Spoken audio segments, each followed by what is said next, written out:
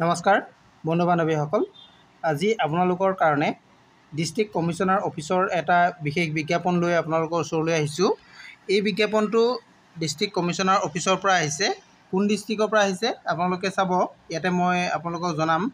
আপোনালোকে প্ৰথমতে চাওক, এইটো দেখিছে ৱৰ্ক ইন ইণ্টাৰভিউ। ইয়াতে ডাইৰেক্ট ইণ্টাৰভিউ হ'ব। আপোনালোকে কোনো ধৰণে আগতীয়াকৈ এপ্লিকেশ্যন কৰিব নালাগে, গতিকে আপোনালোকে ডাইৰেক্ট ইণ্টাৰভিউত যাব লাগিব। কিমান তাৰিখে ইয়াৰ ইণ্টাৰভিউ হ'ব আপোনালোকে এইটো চাওক। 23 জুলাই 2025 10 বজাত আপোনালোকৰ ইণ্টাৰভিউ হ'ব। গতিকে আপোনালোকে নিৰ্দিষ্ট এড্ৰেছত গৈ আপোনালোকে 10 বজাৰ আগত পাব লাগিব। তাতে আপোনালোকে ইণ্টাৰভিউত বহিব পাৰিব। এই ইণ্টাৰভিউত বহিবৰ কাৰণে আপোনালোকৰ কিছুমান যাৱতীয় নথিপত্ৰ আপোনালোকে লগত নিব লাগিব আৰু এখন ষ্টেণ্ডাৰ্ড ফৰ্মেটৰ এপ্লিকেশ্যনত আপোনালোকে ফিল আপ কৰি আপোনালোকৰ অৰিজিনেল ডকুমেণ্টছসমূহ লগতে 2 কপি পাছপৰ্ট চাইজ ফটোগ্ৰাফ আৰু কালাৰ ফটোগ্ৰাফ আৰু এক্সপিৰিয়েঞ্চ চাৰ্টিফিকেট যদি আছে আপোনালোকে লগত লৈ যাব।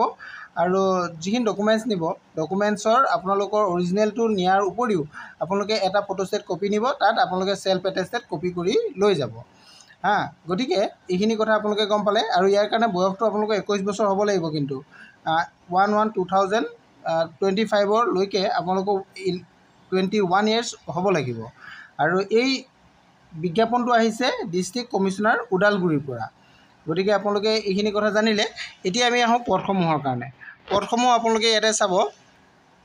প্ৰথম যিটো নাম্বাৰ 1 পদ আছে, এইটো দেখিলে আপোনালোকে ক্লিনিকেল চাইক'লজিষ্ট, ৰিহেবিলিটেশ্যন চাইক'লজিষ্ট ইয়াৰ কাৰণে আছে। ইয়াৰ কাৰণে আপোনালোকৰ পদটো আপোনালোকে চাব। এই পদটোৰ কাৰণে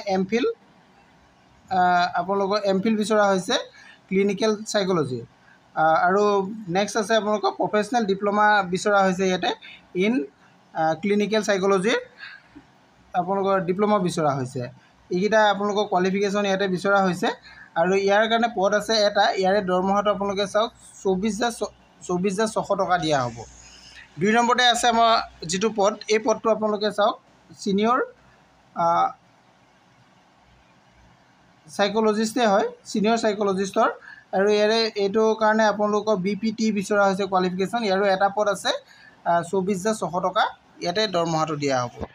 নেক্সট আপোনালোকৰ আছে মবিলিটি ইনষ্ট্ৰাক্টৰ পদ আছে। এইটো এটা পদ আছে, ইয়াৰ দৰমহাটো 17,400 টকা হ'ব। আৰু ইয়াৰ কাৰণে মবিলাইজেশ্যন এণ্ড চাৰ্টিফিকেট বা ডিপ্ল'মা আপোনালোকক লাগিব, এইটো ইয়াতে বিচৰা হৈছে। আৰু কৈছে মবিলিটি যিসকলে আছে পাৰফৰ্মেঞ্চ পাব। বেচেলৰ ইন মবিলিটি যিখনৰ আছে, এই বেচেলৰ ইন মবিলিটিজ অফ ছায়েন্স যদি আছে, তেতিয়াহ'লে আপোনালোকে প্ৰিফাৰেঞ্চ লাভ কৰিব বুলি ইয়াতে উল্লেখ কৰা আছে। নেক্সট আপোনালোকৰ যিটো আছে মাল্টিপাৰপ'জ ৰিহেবিলিটেশ্যন ৱৰ্কাৰ, ইয়াৰ কাৰণে আছে পোষ্ট গ্ৰেজুৱেট ডিপ্ল'মা লাগিব। Post graduate diploma in community based rehabilitation যদি আপোনালোকৰ আছে, তেতিয়াহ'লে আপোনালোকে আবেদন কৰিব পাৰিব। নতুবা diploma in community based rehabilitation যদি আপোনালোকৰ আছে, তেতিয়াও কৰিব পাৰিব।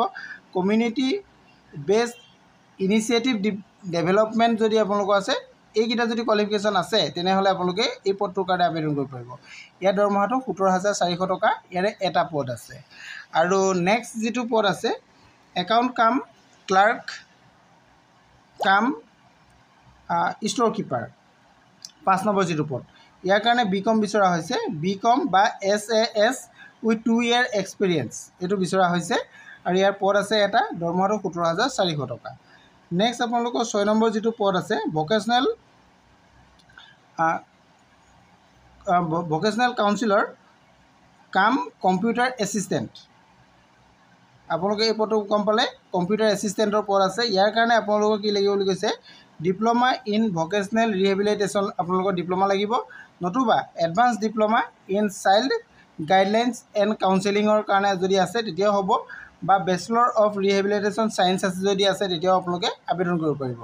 ইয়াতে এটা পদ আছে আৰু ইয়াৰ দৰমহাটো 17,400 টকা। আৰু নেক্সট পদটো আছে, এইটো এটা পদ আছে। নেক্সট যিটো 7 নম্বৰ পদ, এই পদটো আছে, এটা পদে আছে। ইয়াৰো দৰমহা আপোনালোকৰ 17,400 টকা হ'ব। ইয়াৰ কাৰণে কোৱালিফিকেশ্যনটো আপোনালোকে চাওক, ইয়াতে PGDDTI হ'ব লাগিব বা MBR হ'ব লাগিব বা BRSC হ'ব লাগিব। এনেধৰণৰ কোৱালিফিকেশ্যন থাকিলে আপোনালোকে আবেদন কৰিব পাৰিব। আপোনালোকৰ যিখিনি কোৱালিফিকেশ্যনকেইটা ইয়াতে চাই ল'ব, তেতিয়া আপুনি কোৱালিফিকেশ্যন চাই যিটো কাৰণে আপুনি যোগ্য সেই পদটোত আবেদন কৰিব পাৰিব। নেক্সট এইটো এটা পদ আছে, ইয়াৰ কাৰণে এইখিনি কোৱালিফিকেশ্যন আছে। দৰমহাটো আপোনালোকে এইটো দেখিছে, আপোনালোকে গোটেইকেইটা বস্তু দেখাই দিছোঁ মই। আৰু 9 নম্বৰ যিটো আছে, 9 নম্বৰ যিটো পদ আছে, এই পদটোতো আপোনালোকে চাওক, এইকেইটা কোৱালিফিকেশ্যন বিচৰা হৈছে ইয়াতে। আপোনালোকে এইটো নিশ্চয় দেখা পাইছে, এইটো ক্লাছ 8 পাছ হ'লেও কৰিব পাৰিব। আৰু ইয়াতে এটা পদে আছে, ইয়াৰ দৰমহাটো 7,500 টকা। গতিকে আপোনালোকে সকলোখিনি পদৰ কথা জানিলে, যিটো পদত আপুনি যোগ্য হয় সেই পদটোতে আপুনি আবেদন কৰিব, আবেদনৰ কাৰণে যাব আৰু তাতে ইণ্টাৰভিউত আপোনালোকে বহিব পাৰিব। ডেটটো মই অলৰেডি আপোনালোকক কৈছোঁৱেই যে 23 জুলাইত ইয়াৰ কাৰণে ইণ্টাৰভিউ হ'ব। 10 বজাত আপোনালোকে তাত পোৱাকৈ যাব। ডিষ্ট্ৰিক্ট কমিশ্যনাৰ ওদালগুৰি আপোনালোকে গ'লেই তাতে আপোনালোকে ইয়াৰ কাৰণে এপ্লিকেশ্যন ফৰ্মখনো লৈ ফিল আপ কৰি তাতে দিব আৰু ইণ্টাৰভিউ হলত বহিব পাৰিব। আজিলৈ ইমানেই। Thank U.